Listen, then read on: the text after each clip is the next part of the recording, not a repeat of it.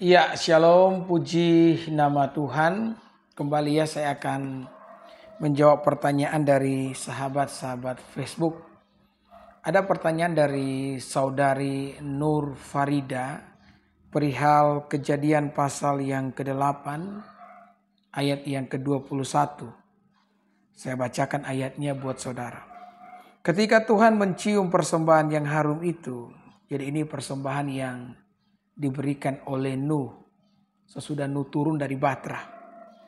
Berfirmanlah Tuhan dalam hatinya, aku takkan mengutuk bumi ini lagi karena manusia, sekalipun yang ditimbulkan hatinya adalah jahat dari sejak kecilnya, dan aku takkan membinasakan lagi segala yang hidup seperti yang telah kulakukan. Maka dari ayat ini Nur Farida bertanya, Pak Pendeta, dari mana penulis Alkitab bisa menuliskan apa yang ada dalam isi hati Tuhan?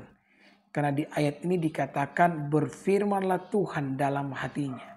Dari mana penulis Alkitab itu tahu isi hati Tuhan? Ya, maka saya menjawab ya, kitab Kejadian ini dipercaya ditulis oleh Musa.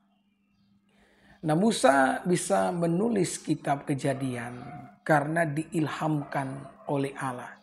Kalau kita melihat di dalam 2 Timotius pasal yang ketiga ayat yang ke-16 mengatakan bahwa segala tulisan yang diilhamkan Allah. Jadi Musa ini bisa menulis kitab Kejadian karena diilhamkan oleh Allah. Sehingga itu memungkinkan Musa untuk bisa menulis hal-hal yang ajaib. Contohnya ketika Tuhan menciptakan langit dan bumi pada Kejadian pasal 1. Ketika Tuhan menciptakan langit dan bumi, Musa itu belum ada waktu itu. Bahkan manusia diciptakan pada hari yang ke-6, itu pun bukan Musa tetapi Adam dan Hawa. Jadi bagaimana Musa bisa tahu tentang hari penciptaan sementara Musa tidak ada di sana menyaksikan Allah menciptakan langit dan bumi?